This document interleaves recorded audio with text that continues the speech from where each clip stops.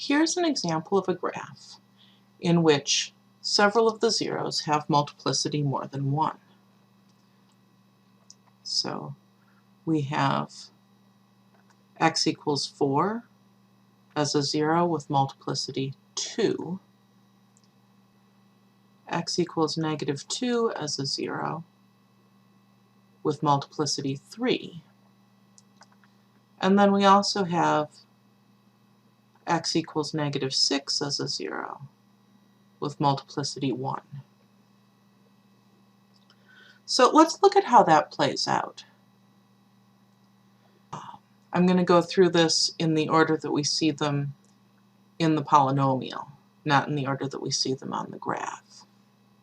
So the 0 x equals 4 has multiplicity 2.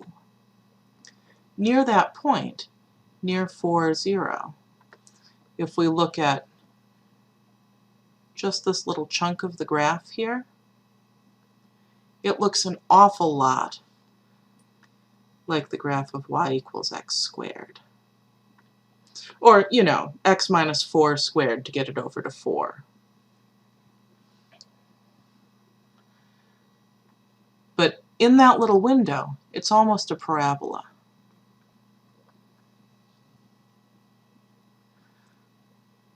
Our next 0 is negative 2. The 0x equals negative 2 has multiplicity 3. And you know, it continues. If we zoom in close to just this point, so close to negative 2, 0, it looks an awful lot like the graph of y equals, well, yeah, y equals x to the third. Close to that point, it's got that little S-shaped curve going on. And then our third 0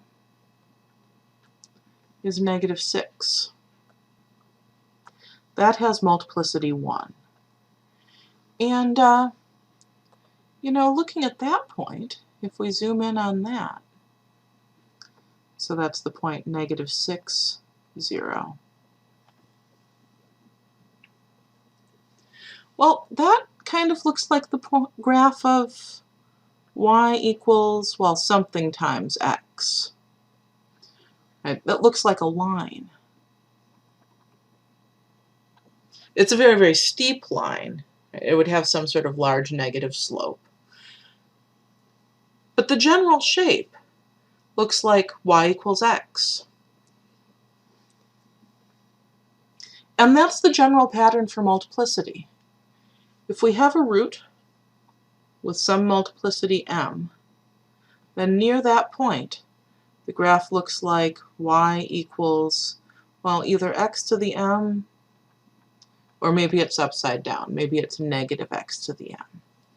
It looks like the appropriate power of x if we zoom in really close to the 0. And that's how we recognize multiplicity when we're looking at a graph.